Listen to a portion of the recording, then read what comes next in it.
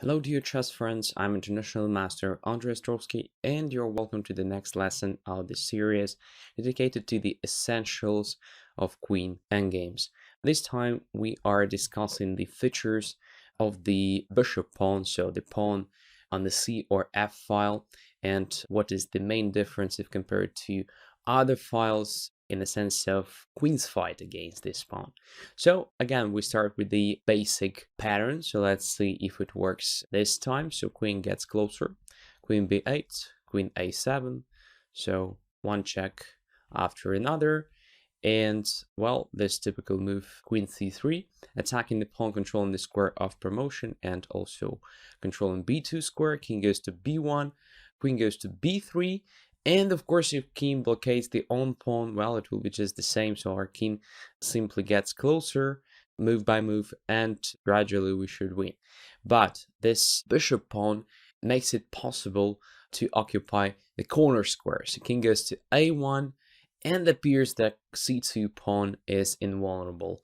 So queen takes c2 leads to immediate stalemate. And since there is the threat of promotion, and to stop the pawn, the queen has to go away from the b file, the king simply gets back next move, again protecting the pawn and regaining the threat of the promotion. So if the king is far away, white can't make progress because white can't really force the king to blockade a pawn and give the strongest side the time to improve the position of the king. So it is a drawish pattern. So again, just like with the rook pawn, our king should be much closer to have the chances to help the queen in creating some interesting checkmating patterns. Let's have a look on other examples. So generally, the closer the king to the pawn, the more chances we have. For example, in this position, after queen b4, king goes to a2, queen c3, king b1, queen b3 check, king goes to a1. Of course, taking c2 leads to immediate draw due to the stalemate. But white has several tricks. So queen goes to e3, controlling c1 square. Let's say king goes to b1. Now queen goes to d3, pinning the pawn. We discussed that the pin is one of the methods of stopping the pawn in such a situation. King goes to b2, and now a tricky move, queen to e2. Again, pinning the pawn and waiting for black's reaction.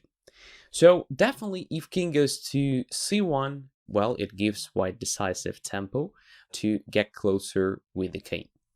If, let's say, king goes to b1, which looks very natural here, regaining the threat of the promotion of the pawn, white forgets about the plan of forcing the king to c1 square because it is not possible when you have this bishop pawn. So instead, our king, which is quite close to the pawn and to opponent's king, goes to c4. So just like with the positions with rook pawns, here the king gets closer. White actually gives black a chance to promote to a queen. And after c1, king goes to b3. So basically the same pattern. So the king is in the opposition with opponent's king. The queen is on the second rank to control most important squares.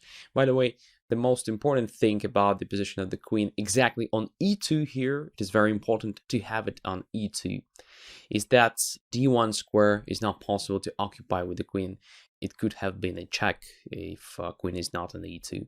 c2 square is not possible to occupy, also a potential check. And there are threats of a checkmate. For example, a2 square is a critical one, so there is a threat of queen a2 checkmate immediately. Black's queen can't really go far, by the way, because b2 square is also critical here. So once the queen goes away somewhere, queen goes to b2 with the immediate checkmate. So it's over. So that is again the basic pattern. One more important moment is that after king b2, let's say the same doesn't work with the help of queen d2, because king b1, king c4, and c1 queen check, and at the same time attacking the queen on d2. This is why it was so important to occupy exactly e2 square in this situation.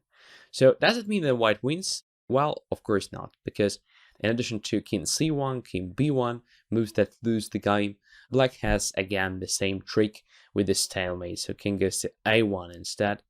And well, now it's not possible to win, because if queen takes c2, it is a stalemate, and if king goes to c4, then after c1 and king b3, well, black's queen is no longer that smothered, and it has a chance to play, let's say, queen b1 check, and well, probably it will be just a perpetual. So no chances to win in this position either. So let's have a look finally to the situations where the strongest side has a chance to win for sure. In this position, there is a serious difference in the placement of black's king. So since the king is on the d file, there is no immediate stalemate play. So this gives white very important tempo. So white starts with forcing the king to c1 square. Queen goes to d4 check. So the same mechanism, king goes to e2, queen c3, king goes to d1, queen d3, and king c1. So as we can see, pawn is blockaded, there is no threat of promotion on this pawn, so this gives white a tempo to get the closer with the own king, and of course king goes to c4. So now it is much easier for white to win, because, well, the king is about to occupy the critical b3 square. So king goes to b2, black has nothing better, because if king goes to b1, then pawn c2 is pinned, so white immediately wins after king b3, just grabbing this pawn with the king if necessary. But it's not even so necessary, because after, let's say, king a1, it's better to finish the game with the checkmate. So let's say check and checkmate on b2. So after king c4, king b2 is forced. And now we can notice that white has a chance to play, like in the previous example, queen e2, or to play queen to d2. And it appears that exactly queen d2 is better here. If queen goes to e2, there is a trick possible. So let's say if king goes to b1, it's clear that white can get closer, but it's important not to occupy b3 square, because if king goes to b3 square, then the pawn under promotes to the knight with the fork, and well, black is fine. So king goes to c3 instead, attacking the pawn, and after c1 queen, king goes to b3, so already known winning pattern, so white checkmates the king very soon after that. So after queen e2, black plays king to a1, and appears that, well, white can't really get closer normally. For instance, if king goes to b3, then c1, knight. Fork, right? So king goes away, knight takes e2, and so on. So as we can see, it is just a portion of absolutely unnecessary difficulties for white. It is much more accurate just to play queen to d2 instead. So after queen d2, black has no chances to survive it, because if king goes to a1 now, then there is a very important square possible to occupy c1. So queen c1 check, and then takes and wins. If king goes to b1, which is the only move, now no problems with the occupation of the b3 square with the king. So now after c1 queen, the only normal move, since king a1 leads to immediate checkmate, queen c1. So c1 queen at least promotes the pawn to a queen, but it is not enough, of course, in this position, so queen goes to a2 immediately with the checkmate. By the way, sometimes your queen is not on the second rank, so your king is already here on b3, but queen is not in the second rank, so you don't have the direct access to a2 square, in other words. So for these cases, it is very important also to know the mechanism of quick getting to a2 square. So the check along diagonal h7, b1, let's say queen d3, and after king a1, the check along the a file. So queen goes to a6, king b1, and finally queen to a2 with the checkmate. Well, if your king is already in the up position, like here, and opponent's queen is on the c1 square, well, there are numerous different ways to win the game. Okay, so it was about the basic pattern of winning against the bishop pawn. As we can see, again, it is mainly connected with the creating a checkmate, and that is the only chance. By the way, endgames with a bishop pawn against the queen are quite frequently appearing in tournament practice, so it is very important to know one more interesting trick. So let's have a look on other example. The most common scenario of getting to the positions we discuss is from the promotion race pattern in King and Pawn Endgames. In this position, black's turn to move, so definitely white will continue with the breakthrough, the next move, and black needs to find the square to his king. It's not that easy, because if the king goes to c3, then after c5 takes c5 and b6, we can see that the king blockades the own pawn. It is very bad, so it leads to the following: c4, b7, king d2, b8 queen, and c3. So we can see here that the pawn is still on the third rank, which is a great advantage for the strongest side, because when the pawn is still on the third rank, well, there is no stalemate play, which means white has no problems just using the basic winning mechanism. So queen f4, king goes to d1, then queen d4. So anyway, king goes to c2.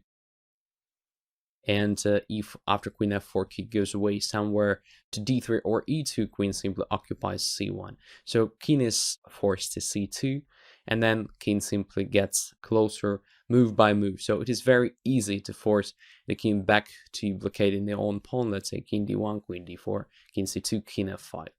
So no problems, no questions, white easily wins here.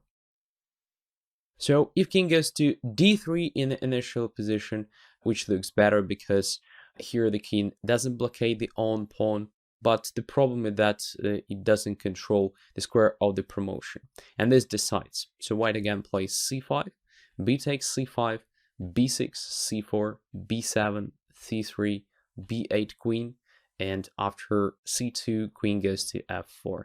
Again, the pattern we already discussed. In such a situation, black simply can't prevent the blockading of the pawn, so queen occupies c1 next move, and white easily wins, getting closer with the king. So this means black has only one move, it is king to e3. And since king d4 is a real threat, after which black will have a chance even to win, so c5 is definitely forced. So c5, b takes c5, b6, c4, b7, c3, b8 queen, c2. And now we can notice that f4 square is controlled, so there is no chance to blockade the pawn. At the same time, the king is far away. So even if king gets to, let's say, f5, it won't be enough to win the game. And for black, it is not a big problem to get closer with the own king and then finally to occupy squares like b1 or b2, and it will be already a drawish pattern, right?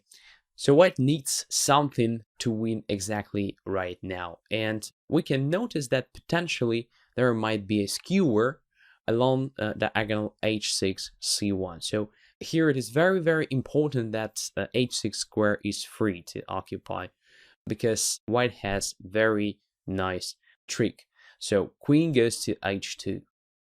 So we can notice that c1 loses to queen h6 check with the skewer, it's clear, but why it is so important to put the queen exactly on h2, because this move breaks the connection between the king and the second rank, what is really important, with the square d2, right? So there is no longer a connection with the square d2, and king can't really support the own pawn normally, and if, let's say, the king goes to d3, then white wins with the queen f4 move. So this pattern is not that common, but it is very, very important to remember such a thing, because it is really helps in the calculation. So as you can see, we started with the normal king and pawn endgame situation, and well, to estimate the variations correctly, you have to calculate really deep, right? And it really helps when you know the pattern, because you just reduce the quantity of the variations you have to calculate. So you reduce the probability of making a mistake and, well, achieving not the result you want, but the one you want to avoid. Okay, so we discussed the basic things connected to bishop pawn in this lesson. Now I think it's clear that only a few positions can be winning for the stronger side when the king is far, far away. And if the king is really close to the pawn, there is a chance to coordinate the work of the king and the queen to allow opponents to promote to a queen, but then to come up with the checkmate in that. So very similar to the rook pawn. And this concludes the portion dedicated to the fight of the queen with pawns. Thanks a lot for your attention. See you next lessons.